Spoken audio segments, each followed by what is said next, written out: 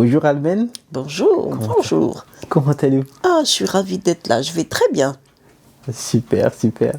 Du coup, je suis honoré d'être avec vous également. Je voulais que vous vous présentiez pour ceux qui vous ne connaîtraient pas encore. Ok, c'est simple. Je m'appelle Almen Jibirila. Je suis créatrice de mode depuis fort longtemps. Voilà, je suis native. Je suis née au Congo. Au Congo, dans les années 50. Donc j'ai un certain âge, mais je suis contente de l'avoir. Parce que je pense que c'est un privilège, l'âge. Voilà, d'après, donc, pour parler de mon vécu, j'ai fait bien sûr ma scolarité. Je suis née à Pointe-Noire, ensuite nous avons voyagé. Et je me suis retrouvée à Bordeaux, où j'ai passé une bonne partie de ma scolarité. Ensuite, j'ai passé le concours de l'école des beaux-arts de Bordeaux. Et voilà, donc je suis sortie diplômée d'école de beaux-arts et j'avais envie d'aller à Paris. Et je suis allée à Paris, et là, c'est encore une autre histoire qui commence. Histoire de mode qui commence très brièvement. Je travaillais pour le Sentier. J'ai appris mon travail de créatrice de mode dans le Sentier. Une très très bonne école pour moi. Travaillé avec différentes sociétés. Et ensuite, j'ai fait un petit tour chez un grand créateur. Mais en fait, j'étais pas satisfaite. Je n'étais pas satisfaite parce que moi, mon ambition première, c'était de créer de la mode, mais avec une spécificité, puisque je suis d'origine africaine, je voulais absolument que dans ma mode, malgré tout ce que j'avais appris, malgré tout le concept que j'avais en tête de la technologie de la mode, je voulais qu'il y ait une petite touche afro, et afro-asiatique aussi, puisque mon grand-père est vietnamien. Donc, nanti de toutes ces cultures, j'avais absolument besoin que dans ma mode, on puisse avoir ce ressenti, cette différence qui fait de moi la femme que je suis. Ok, donc il y avait cette envie de... Parce que c'est pas un besoin, mais c'était vraiment une envie. C'était vraiment une envie. Oui, de retranscrire ce que vous étiez en fait dans votre entièreté. C'est ça, c'est tout à fait ça. J'avais vraiment envie. Moi, la culture africaine et afro-asiatique, puisque vraiment c'est quelque chose qui m'habite, c'est très important pour moi. J'aime l'Afrique, j'aime mon continent. Certes, je suis native du Congo, mais du côté de mon père, je suis aussi du Bénin. Donc, avec un peuple très fort qui est le peuple Yoruba, qui est un peuple avec une identité extrême au point de vue culturel et un passif très important. Le Bénin aussi, avec des femmes fortes comme les Amazones du Bénin. Donc, vous voyez, j'ai beaucoup de force en moi. Énormément. Et en plus, juste un petit parallèle, parce que en fait, quand on voit vos origines, béninois, comme vous l'avez dit, un peuple chaleureux, fort identitairement, c'est ça. C'est-à-dire avec une si très grosse spiritualité et une grosse personnalité. Congo, pareil, avec aussi une grosse spiritualité et surtout des gens tellement chaleureux. Et même du côté du Vietnam aussi.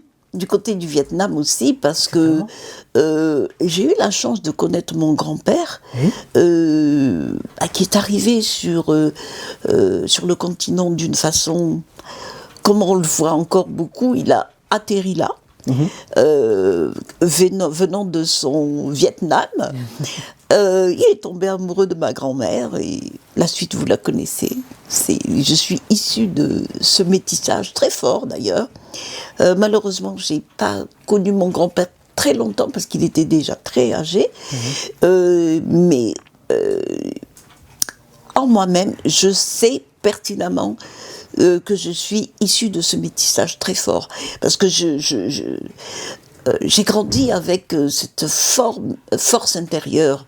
Les Asiatiques sont des personnes qui sont très fortes, qui travaillent énormément. J'ai beaucoup hérité de ça. Je suis très méticuleuse, j'aime le travail bien fait et je ne compte pas mes horaires pour travailler. Je travaille très tôt le matin et très tard le soir. D'accord. Voilà, je suis très combative, je suis une éternelle insatisfaite, donc il faut absolument que j'aille au bout de mes idées, il faut que je travaille. Et j'ai un esprit très ouvert, je suis hyper curieuse, tout m'inspire. La rue, les pays, les traditions, tout m'inspire. Je prends ça comme ça et ça m'enrichit et ça me donne la force de créer des choses. C'est comme ça que je vis. Donc, comme on dirait en anglais, en fait, c'est un lifestyle. Tout à fait. Juste ce que vous êtes, vous pouvez pas vous brider, en fait. C'est ça. Et j'aime cette curiosité qui fait de moi une femme très ouverte. J'aime beaucoup rencontrer des gens. Je sais qu'il y a beaucoup à apprendre des gens et j'ai acquis aussi cette espèce d'humilité de pouvoir se mettre à côté de toutes les personnes, toute origine confondue et tout milieu social confondu. Et ça, c'est très important. Il faut beaucoup d'humilité. Et j'ai grandi dans cette humilité. En fait, cette humilité, vous et moi, quand nous nous sommes rencontrés pour la première fois, je l'ai senti.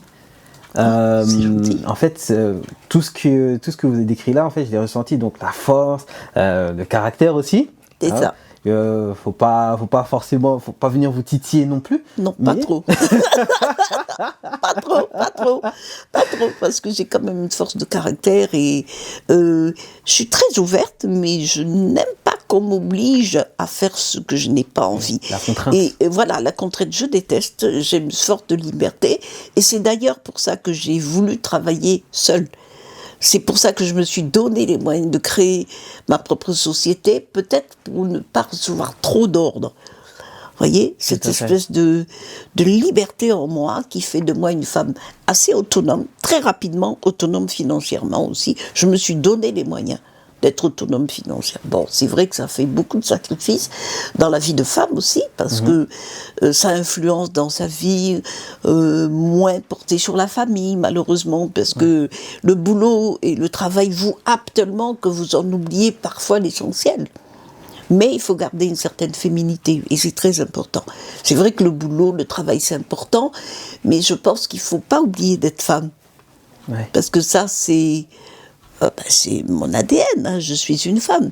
Et je ne veux pas négliger ma féminité. C'est très important de rester coquette, de rester séduisante. C'est très important. Voilà. Ouais.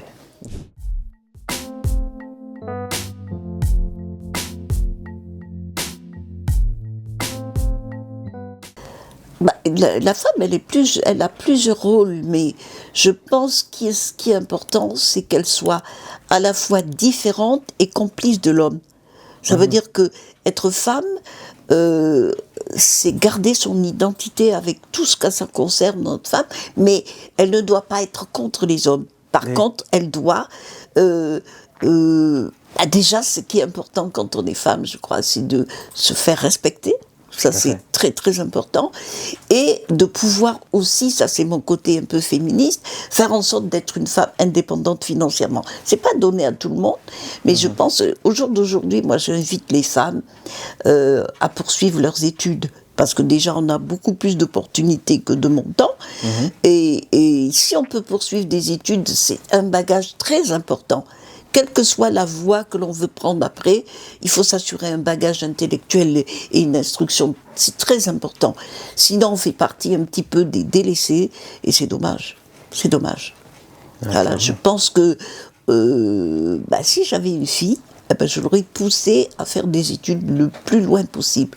Même si elle avait des envies d'ailleurs, je lui dirais que d'abord, il faut avoir un bagage intellectuel. C'est très important.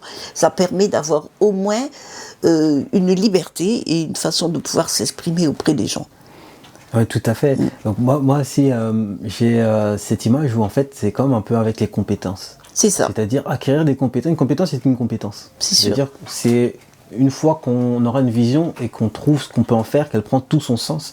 Mais plus on a de compétences, plus on a de bagages, plus on va loin, plus on est armé, comme vous l'avez dit, à faire face. En fait, oui, c'est vraiment le terme. Il faut être armé. Il faut être armé. Malheureusement, chez nous, on a tendance à considérer la femme un petit peu comme quelque chose d'un peu à part et se dire plus elle est jolie, plus elle va avoir un pouvoir physique, elle va avoir ce pouvoir de pouvoir séduire les hommes qui vont pouvoir s'occuper d'elle. Je pense que c'est dépassé ça. Au jour d'aujourd'hui, la femme africaine doit être une femme autonome, qui travaille, qui pense à se réaliser, à s'épanouir en tant que femme. C'est très important. On n'est plus à l'heure où la femme devait être sous les ordres d'un homme. Je ne réfute pas la complicité et l'autorité d'un homme. C'est pas ça le problème. Il faut au moins savoir s'exprimer et savoir aussi imposer sa façon de vivre en tant que femme, sa façon d'être. C'est très important. Tout à fait. Après, moi, je voulais compléter aussi ce que vous avez dit. Le modèle de base, même en Afrique, c'est souvent le matriarcat. C'est-à-dire qu'en fait, c'est la maman qui... Oui. Elles sont très solides. Hein. Elles sont extrêmement solides.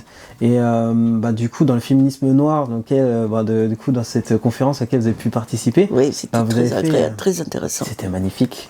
Et vous avez abordé ce point. Et en fait, il est vrai que dans certains cas, des fois, la femme... de base, mais surtout la femme africaine, est tellement forte, supporte tellement de choses, que en fait, quelquefois, elle est un peu livrée à elle-même dans le sens où elle est obligée d'être forte. C'est ça. Elle se doit d'être forte, et si elle est faible, on ne comprend pas, et elle est mise en porte-à-faux. Mais je ferai quand même la différence entre les femmes de mon époque et les femmes maintenant. Je trouve qu'il y a beaucoup trop de facilités qui font que la femme... ne se sont pas combatives comme pouvaient être les femmes de ma génération. On n'avait pas le choix de toute façon. Oui.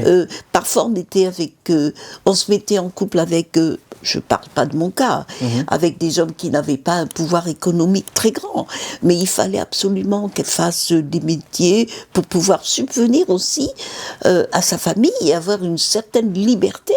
Voilà, même si elle vendait ses beignets ou qu'elle vendait des condiments dans le marché, mais c'était aussi pour s'assumer elle et assumer, prendre en charge une partie de sa famille, sans vouloir compter sur ce que pouvait lui apporter financièrement et économiquement un homme. Tout à fait. Voilà, et maintenant les choses ont changé. Les femmes vont plus à l'école déjà, et puis elles ont compris aussi qu'elles avaient un pouvoir féminin. Un pouvoir féminin, ça veut dire que c'est beaucoup axé sur la séduction, alors qu'avant c'était un peu différent. Les choses ont évolué. Avant, on épousait une femme par son caractère, par sa façon dont elle pouvait s'occuper d'une famille. Elle avait un rôle. Bon, maintenant c'est différent. Il y a l'aspect physique qui rentre en ligne de compte. Les hommes sont beaucoup plus attirés par les femmes qui sont jolies physiquement. C'était pas forcément le cas avant, et je trouve que c'est dommage de réduire la femme à juste un aspect physique. Mais c'est elle aussi qui cultive cela, et c'est un peu dommageable.